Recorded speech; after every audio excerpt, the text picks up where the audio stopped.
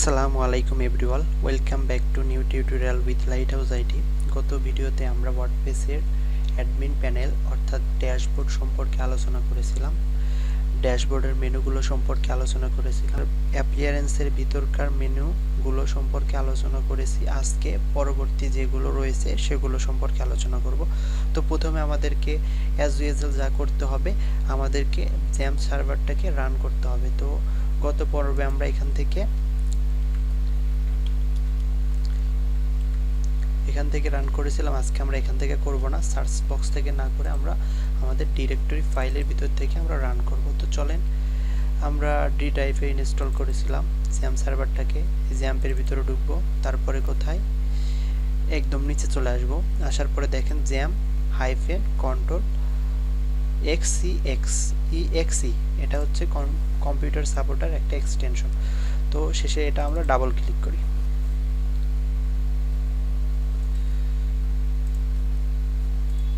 Double click করলে same pop up window হয়েছে। আমরা এখান থেকে অ্যাপাচি স্টার্ট করব, মাইএসকিউএল সার্ভিসটাও স্টার্ট করব, এই দুটাই আমাদের লাগবে। তো এখান থেকে কেটে দিলাম।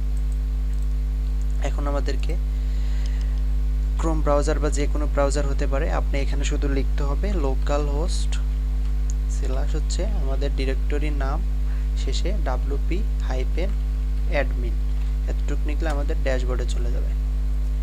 আর যদি আপনি শুধু লেখেন হচ্ছে লোকাল হোস্ট স্ল্যাশ হচ্ছে ডিরেক্টরির নামটা, ফোল্ডারের নামটা দিলে আপনার ফ্রন্ট এন্ড শো করবে আর এদিকে ব্যাক এন্ড শো করবে। সো ফ্রন্ট এন্ডটা আমাদের এরকম শো করতেছে। আমরা কোনো ডিজাইন করে না, একটা মেনু সেট করেছিলাম, লোগো সেট করছিলাম, আর এগুলো রয়েছে। চলেন আজকে আমরা অ্যাপিয়ারেন্স পর্যন্ত আলোচনা করেছি। প্লাগইন আমরা কালকে দুইটাই ইউজ করছি। তো প্লাগইন সম্পর্কে যদি বলি, এখানে এই প্লাগইনের ভিতরে যদি যান, আপনি দেখবেন কতগুলো আপনার সাইটে, এই ওয়ার্ডপ্রেস সাইটে আপনি কতগুলো প্লাগইন ইউজ করছেন সবগুলো এখানে দেখাবে।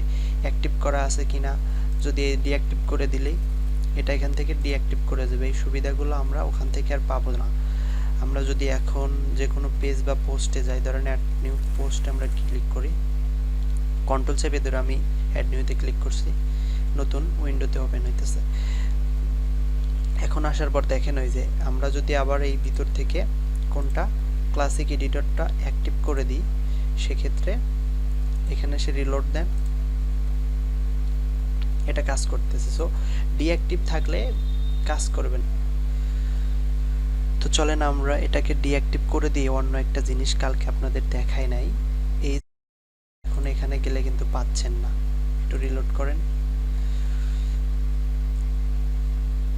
কই অ্যাক্টিভ করা আছে, এটা কিন্তু এভাবে আছে। কিন্তু আমরা যদি এখান থেকে ডিঅ্যাক্টিভ করে দিই, এটা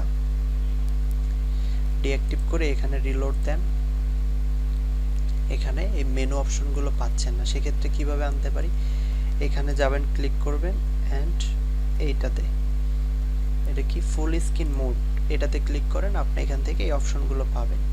তো আপনি যদি চান যে আমি গুটেনবার্গ এডিটর ইউজ করব, সেক্ষেত্রে আপনি এভাবে রাখতে পারেন, এগুলো বাম পাশে যাতে এগুলো দেখা যায়, আপনি দেখে ইজিলি কাজ করতে পারেন, পেজ যেন পাল্টাইতে না হয়। আপনি এটা দিয়েও কাজ করতে পারেন, নো প্রবলেম।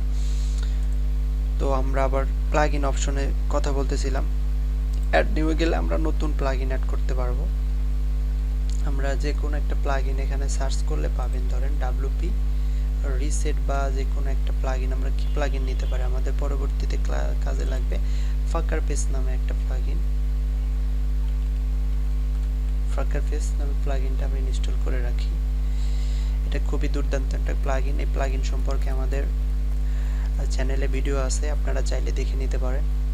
আমি আপাতত রাখছি, আমার পরবর্তীতে কাজে লাগতে পারে আপনাদের দেখানোর স্বার্থে এটা আমি ইনস্টল করে রাখি। এই প্লাগইনটা যদি চান ডেসক্রিপশন বক্সে লিঙ্কটা পেয়ে যাবেন, আপনারা কষ্ট করে দেখে নিতে পারবেন। এটাতে পোস্ট জেনারেট করা যায়, ক্যাটাগরি জেনারেট করা যায়। আপনারা ড্যামি কন্টেন্ট বলতে ড্যামি একটা একটা করে পোস্ট করতে হবে না, আপনারা এই প্লাগইনটার মাধ্যমে অটোমেটিক পোস্ট জেনারেট করতে পারবেন। সো এটা আমি অ্যাক্টিভ করে রাখলাম, পরবর্তীতে আমার কাজে লাগবে। এখন এই যে প্লাগইনগুলো আপনি চাচ্ছেন যে এটা আমি ডিলিট করে দিব, ডিলিট করে দিলে আপনি এখান থেকে মার্ক করে ডিলিট করতে পারবেন। ধরেন আমার এটা থাকবে, দুইটা যদি আমি ডিলিট করতে চাই, এখানে যাবেন, এই যে ডিলিট বাটন। আর অনেকগুলো অ্যাক্টিভ করার জন্য ঠিক অ্যাক্টিভে দিয়ে সিলেক্ট করে অ্যাক্টিভ করে দিলে অ্যাক্টিভ হয়ে যাবে। দেখেন এই দুইটা আমি অ্যাক্টিভ করি একসাথে, অ্যাপ্লাই। দুইটা আমার 3টা প্লাগইন এখন অ্যাক্টিভ আছে।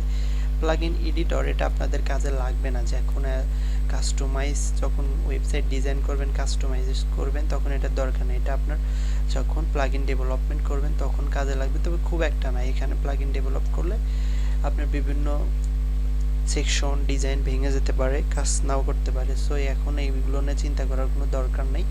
পরবর্তী আর একটা ইম্পর্টেন্ট জিনিস হচ্ছে ইউজার্সে যদি যাই, অল ইউজার্সে এখন একটা ইউজার দেখাচ্ছে, যেহেতু আমি শুধু এখানে লগ ইন করা আছে। অন্য কেউ যদি আমার ওয়েবসাইটে লগ ইন করে, আমি যদি তাকে ইউজার রোলও থাকে অ্যাড নিউ ইউজার, আমি অন্য কাউকে এখান থেকে অ্যাড করতে পারবো।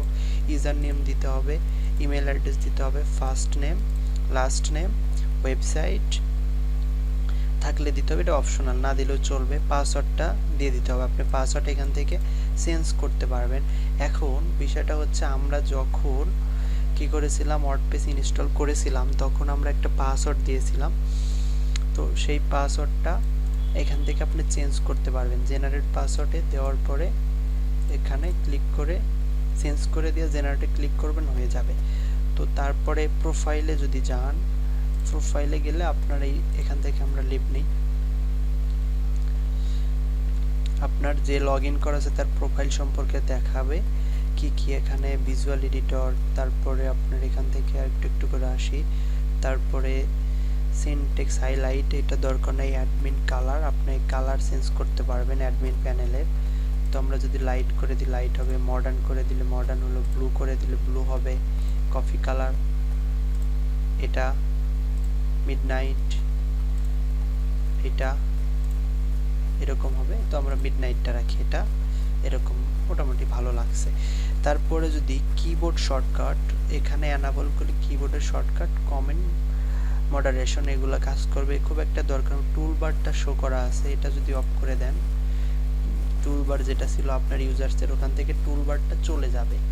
উপরে যে টুলবারটা রয়েছে অ্যাডমিন বার বলে ওটাকে, ওখান থেকে আপনার অনেক কিছু টুলস মেনটেন করা যায়। তারপরে নেম কি আছে, নেম দেওয়া দেখতে পাচ্ছেন, ফার্স্ট নেম লাস্ট নেম আমার দেওয়া নেই, নিক নেম দেওয়া আছে। ডিসপ্লেগুলো আপনার যে ইউজার্স তার প্রোফাইলে এগুলো দেখাবে, যত অ্যাড্রেসগুলো আছে। আপনি এখান থেকে নিউ সেট পাসওয়ার্ড করে দিতে পারবেন, আপাতত আমি চাচ্ছি না। ওকে, তারপরে আমরা যদি অল ইউজার্সে যাই, এখানে এডিট করলে আপনি এখান থেকে পাসওয়ার্ড এনার পাসওয়ার্ড আপনি চেঞ্জ করতে পারবেন, নিউ পাসওয়ার্ড, সমস্যা নাই। এখন এটার পরে আমরা টুলসে যাব। টুলসের ভিতরে আসলে যখন বিভিন্ন প্লাগইন ইনস্টল করবেন, এখানে বিভিন্ন ফিচার্স অ্যাড হতে পারে, এখানে এক্সট্রা মেনু হিসেবেও থাকতে পারে। এই যে ফাকার পেজটা আমরা ইনস্টল করছি, এক্সট্রাভাবে একটা মেনু দখল করছে। আবার কতগুলো প্লাগইন দেখবেন টুলসের ভিতরে যাবে, তারপরে এক্সট্রা মেনু দখল করবে, এখানে মানে বিভিন্ন জায়গায় যেতে পারে। প্লাগইন আসলে রিলেটেড করতে অ্যাপিয়ারেন্সের ভিতরে আপনার থিমসের যে অপশনগুলো এখানে অ্যাড হবে থিমস যখন ইনস্টল করবেন। তারপরে আমরা এখান থেকে ইম্পোর্ট সাইট, আপনার পুরো সাইটটাকে অন্য একটা সাইট এখানে ইম্পোর্ট করতে পারবেন ইম্পোর্ট অপশনের মাধ্যমে। এক্সপোর্টের মাধ্যমে আপনার এই সাইটটাকে এক্সপোর্ট করে অন্য জায়গায় স্থানান্তর করতে পারবেন। অল ডকুমেন্টস এখান থেকে আপনি এক্সপোর্ট করে নিতে পারবেন, মানে এখান থেকে এক্সপোর্ট করবেন, অন্য একটা জায়গায় ইম্পোর্ট করে দিলে সেটাও ইম্পোর্ট হয়ে যাবে। তারপরে সাইট হেলথ, সাইটের আপনার বিভিন্ন নোটিফিকেশন, কি কি সমস্যা রয়েছে, কি কি আপনাকে ডেভেলপ করতে হবে, সকল কিছুই এখানে রয়েছে। তারপরে এক্সপোর্ট পার্সোনাল ডাটা, তারপরে এগুলো আপনার খুব একটা দরকার হবে না। সেটিংস খুবই একটা গুরুত্বপূর্ণ জিনিস। এখানে আমরা যাই, সেটিংসে গেলে আমরা যে অ্যাপিয়ারেন্সের ভিতরে কাস্টমাইজে সাইট আইডেন্টিটির ভিতরে যে ছিল, এখান থেকে আমরা এগুলো চেঞ্জ করতে পারি। সাইট টাইটেল, তারপরে ট্যাগ লাইন, তারপরে ওয়ার্ডপ্রেস ইউআরএলটা আপনি যদি চান এখান থেকে চেঞ্জ করে দিতে পারবেন। তারপরে সাইট ইউআরএলটা আপনি চেঞ্জ করে দিতে পারবেন মনের মতো করে। তারপর আপনি যদি চান অ্যাডমিনিস্ট্রেটর ইমেল অ্যাড্রেসটা পরিবর্তন করবেন, সেটাও সম্ভব। আর মেম্বারশিপ, আপনি যদি এখানে টিক মার্ক না থাকে সেক্ষেত্রে আপনার ওয়েবসাইটে যে কেউ এসে লগ ইন মানে আপনার এখানে রেজিস্ট্রেশন করতে পারবে না, কিন্তু আপনি যদি এটা টিকমার্ক করে দেন যে কেউ সেখান থেকে আপনার ওয়েবসাইটটাকে রেজিস্ট্রেশন করতে পারবে। তারপরে নিউ ইউজার, যে নতুন একজন ইউজার্স হবে, ইউজার রোল বলা হয় এটাকে, নিউ ইউজার ডিফল্ট রোল। এখানে আপনার একজন ওয়েবসাইটে সে রেজিস্ট্রেশন করলে সে কী হিসেবে রেজিস্ট্রেশন করে, সাবস্ক্রাইবার, কন্ট্রিবিউটর, অথর, এডিটর নাকি অ্যাডমিনিস্ট্রেটর? অবশ্যই সাবস্ক্রাইবার রাখবেন। আর যদি আপনার ওয়েবসাইটে কাউকে মেইনটেনের দায়িত্ব দেন সেক্ষেত্রে আপনি এডিটর দিতে পারেন, অ্যাডমিনিস্ট্রেটর দিতে পারেন, যে কোনো একটা আপনার যেটা দরকার হবে আপনি সেটা দিয়ে দিবেন। সাইট ল্যাঙ্গুয়েজ আপনি এখান থেকে চেঞ্জ করতে পারবেন। আমরা যদি অসমিয়া দিই, দেওয়ার পরে এখান থেকে সেভ চেঞ্জেস দিই, দেখেন এখানে চেঞ্জ হয়ে যাবে, সব কিছুই পরিবর্তন হয়ে গেছে। আসলে এগুলো পড়া আসলে খুবই কঠিন। ট্যাগ লাইন মানে বাংলা, সম্পূর্ণ বাংলা ভার্সন হয়নি। সত্তা, নতুন, ব্যবহারকারীর ডিফল্ট, ভূমিকা মোটামুটি বোঝা যাচ্ছে, কিন্তু আমরা যে সচরাচর বাংলা পড়ি সেরকম নয়। তো চলেন আমরা ল্যাঙ্গুয়েজটা আবার ইংলিশে করে ফেলি, ইউনাইটেড। এটা দেওয়ার পর আবার সেভ চেঞ্জেস আমরা দিয়ে দিব। তারপরে কি রয়েছে, টাইম জোন। আপনি এখান থেকে টাইম জোন সিলেক্ট করতে পারবেন। আমরা এখান থেকে আমাদের টাইম জোন কি ঢাকা আসেনি,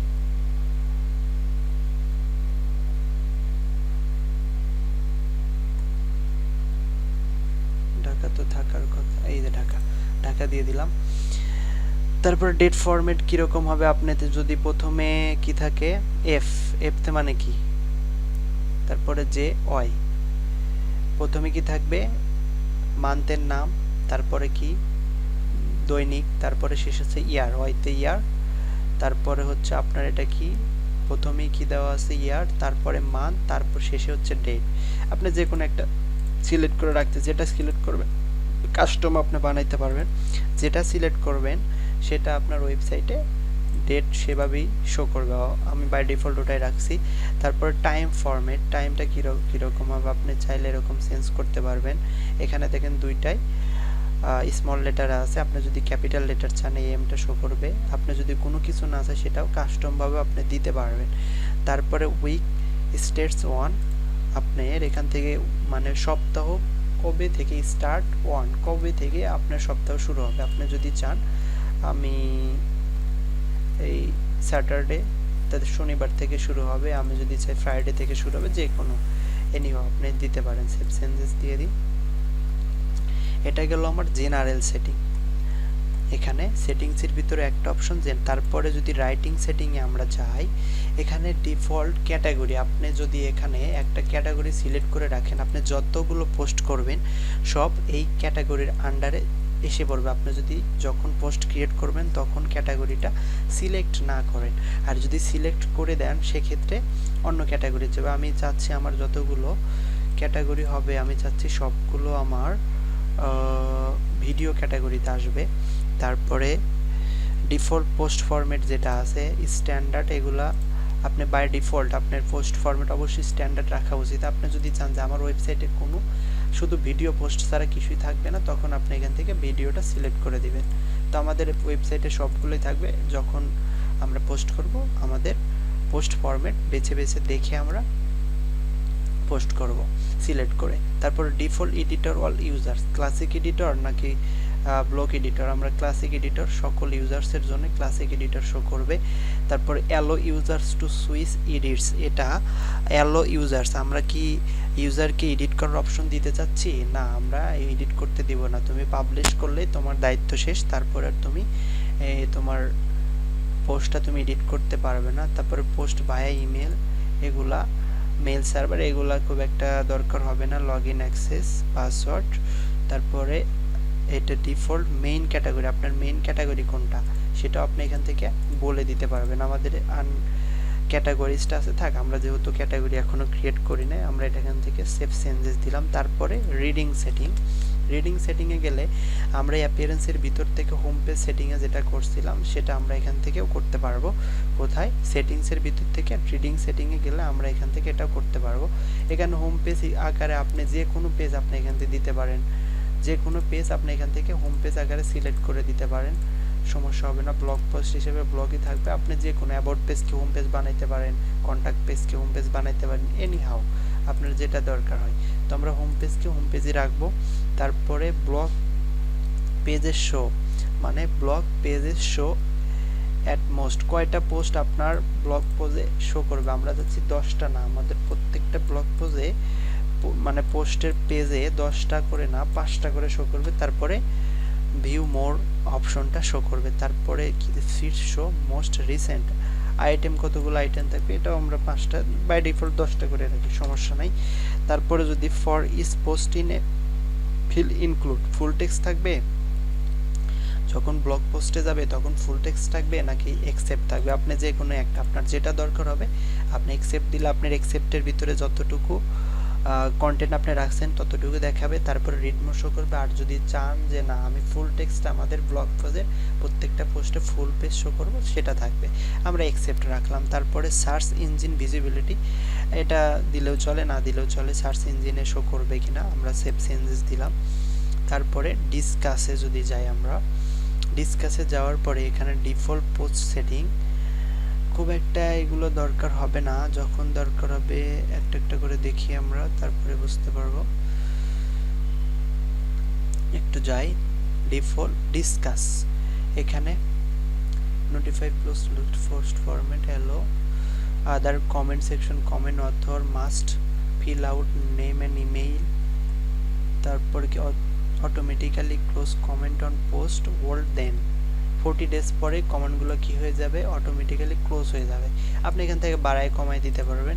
তারপরে এনাবল থেস্টেড নেস্টেড কমেন্টস, এনাবল থাকবে কিনা, নেস্টেড আকারে একটার পরে একটা থাকবে কিনা, আপনি এগুলো দিতে পারেন। পরে দেখি, এগুলো খুব একটা দরকার হয় না, যখন আপনি নিউজ পোর্টাল ওয়েবসাইট করবেন তখন এগুলো একটু জানা দরকার। তো আমরা যখন করব তখন এগুলো সম্পর্কে বিস্তারিত আলোচনা করব, যেহেতু ভিডিওটা লং হয়ে গেলে আপনাদের দেখার মন মানসিকতা নষ্ট হয়ে যেতে পারে। তো আমরা এই অপশনটা অ্যাভাটার ডিসপ্লে, আপনার অ্যাভাটার এখানে শো করবে। আমরা এই ভিডিওটা দেখাবো আপনাদের কিভাবে আপনাদের জিমেইলের ইমেলটা মানে ইমেজটা এখানে শো করে। তারপর মিডিয়া সম্পর্কে বলতে এখানে থাম্বনেল, আপনাদের যতগুলো থাম্বনেল সাইজটা কীরকম হবে, মিডিয়াম সাইজটা কীরকম হবে, আপনি যতগুলো আপনার ওয়েবসাইটে ইমেজ আপলোড করবেন সেটার ওয়ার্ডপ্রেসের বাই ডিফল্ট একটা ইমেজকে কতগুলো ভাগে ভাগ করে। আপনি একটা ইমেজ ওয়েবসাইট আপলোড করবেন, কিন্তু ওয়ার্ডপ্রেস সেটাকে কেটে অনেকগুলো ভাগে ভাগ করবে। এখানে থাম্বনেলের একটা সাইজ করছে, ওরা যে থাম্বনেল সাইজটা বানাবে সেটাকে 150 বাই 150 আপনাকে সেটা ওরা কেটে রাখবে। তারপরে মিডিয়াম সাইজের জন্য 300 বাই 300 ওরা কেটে নেবে অটোমেটিক, আপনাকে কিছুই করতে হবে না। লার্জ সাইজের জন্য 1024 বাই 24 এটা আপনি এখান থেকে কাস্টমাইজ করে দিতে পারবেন, যে আমার থাম্বনেল হিসাবে আমি চাচ্ছি আমার 400 বাই 400 হবে, এরকম আপনি দিতে পারেন, সমস্যা নেই। আপনার যা প্রয়োজন হবে, আপনার যেরকম ইমেজ প্রয়োজন হবে বাই ডিফল্ট এগুলো ওয়ার্ডপ্রেস অটোমেটিক একটা ইমেজকে ধরে রাখেন যে 3টা ভাগে ভাগ করবে, 3টা অপশন আপনার ইমেজটাকে কাটবে। আপনি যখন থাম্বনেল চুজ করবেন তখন এই 150 বাই 150 ইমেজটা আপনার ওয়েবসাইটে শো করাবে। আপনি যদি মিডিয়াম শো সিলেক্ট করেন তখন এরকম দিবে, আর যদি আপনি লার্জ সিলেক্ট করেন 1024 বাই 24 আপনার ওয়েবসাইটে শো করাবে। সো এই অপশনটা গেল। তারপরে পারমা লিঙ্কস, খুবই একটা গুরুত্বপূর্ণ জিনিস। এখানে পারমা লিঙ্কে আপনি যদি চান আপনার ওয়েবসাইটের লিঙ্কটা একদম যে হোম পেজ থাকলে হোম পেজ শো করবে। আমরা এখন একটু যাই, ধরেন এখানে হোম পেজে ক্লিক করলাম। আচ্ছা, অ্যাবাউট পেজেও তো কি আমাদের কি এই যে লিঙ্ক দেওয়া আছে, ব্লগ পেজে যাই, এই যে ব্লগ, এই স্লগ আকারে মানে স্ল্যাশের পরে ওয়েবসাইটের পরে ব্লগ শো করবে। আপনি যদি এরকম দিতে চান তাহলে আপনাকে এখান থেকে পোস্ট নেমটা সিলেক্ট করতে হবে। আপনি যদি চান কাস্টম টাক্সার, আপনি ডেট অ্যান্ড নেম আপনি যদি এটা সিলেক্ট করে দেন, দেওয়ার পরে আপনি এখান থেকে একটু সেভ চেঞ্জেস করি, তারপর আমরা এখানে রিলোড দিই, তারপর ব্লগে গেলে অন্য একটা পেজে গেলে মনে ভালো হইতো, স্যাম্পল পেজে যাই, তাও তো শো করছে না, প্রবলেম কি। তারপরে মান্থের নাম শো করবে, এটা দিয়ে দেখি, কাজ করার কথা ছিল। আচ্ছা, তারপরে এখানে গেলাম, তারপরে কি স্যাম্পল পেজ, যেহেতু আমাদের কোনো পেজ বানানো নাই সেক্ষেত্রে হয়তো প্রবলেম হতে পারে, আমরা তো কোনো পেজ বানাইনি, তো এটা আমরা পরে এক সময় দেখলাম। আপাতত জানেন আপনাদের যেটা করতে হবে, আপনি এখানে এই পোস্ট নেম দেওয়ার পরে এখান থেকে সেভ চেঞ্জেস দিতে হবে, এতটুকু হলেই জানাবে। এই বাকি অপশনগুলো জানার দরকার নেই, কারণ এগুলো আপনার লিঙ্ক ভালো লাগবে না, লিঙ্ক দেখতে দেখেন এলোমেলো অপশন। এটা তো মোটামুটি আছে, আপনি কাজ করতেছেন যদি থাকে এরকম, দেখেন এখানে ফলো করেন। আপনার ডিরেক্টরি নামের পরে কি 2021 10 28 স্যাম্পল পোস্ট এরকম কি আপনার লিঙ্ক চাবেন না। আমি চাবো যে আমার এই ডিরেক্টরির পরে আমার এটা শো করুক, সামনের এটুকু চাবো না। তাহলে আমাদেরকে একদম পোস্ট নেম, এই যে একদম প্লেন যেটা পোস্ট নেম এটা শো করবে। প্লেন দিলে কিন্তু একদম প্লেন পি আকারে এরকম আইডি শো করবে। তো আমাদের পোস্ট নেম দরকার, এটা দেওয়ার পর আমরা সেভ চেঞ্জেস দিব। তারপরে আছে কি প্রাইভেসি পলিসি। প্রাইভেসি পলিসি যদি যাই, এখানে কতগুলো আপনাদের রুলস রেজুলেশন আছে সে সম্পর্কে ওয়ার্ডপ্রেস কিছু রুলস আপনাদের দিয়ে দিয়েছে। আপনিও যদি এগুলো সিলেক্ট করতে চান আপনার মতো করে আপনি বানাইতে পারবেন, ক্রিয়েট করতে পারবেন যে আপনার ওয়েবসাইটের কি কি প্রাইভেসি আছে, পলিসি আছে, আপনি ফলো করে ক্রিয়েটের মাধ্যমে আপনি একটা নতুন করে দিতে পারবেন, এডিট করা যাবে। তারপরে পলিসি গাইডলাইন, আপনি এখানে কিছু গাইডলাইনও দিতে পারবেন, সমস্যা নাই। তারপরে যদি এটা তো আমাদের প্লাগইন, আর এখানে হচ্ছে এটা যদি করে দেন তাহলে এভাবে শো করবে। আবার যদি এখানে ক্লিক করেন ফুল শো করবে। তো এই ছিল আমাদের ওয়ার্ডপ্রেসের ড্যাশবোর্ড সম্পর্কে আলোচনা। এতটুকু আলোচনায় যথেষ্ট নয়, এ সম্পর্কে আরও বিস্তারিত আলোচনা করা দরকার হবে। আমরা যখন আমাদের ওয়েবসাইটে কাজ করা শুরু করব, ডিজাইন করা শুরু করব, একটা একটা করে অপশন আসবে, আমরা আরও বিস্তারিত এগুলো সম্পর্কে জানব। সে পর্যন্ত সবাই ভালো থাকবেন। আসসালামু আলাইকুম।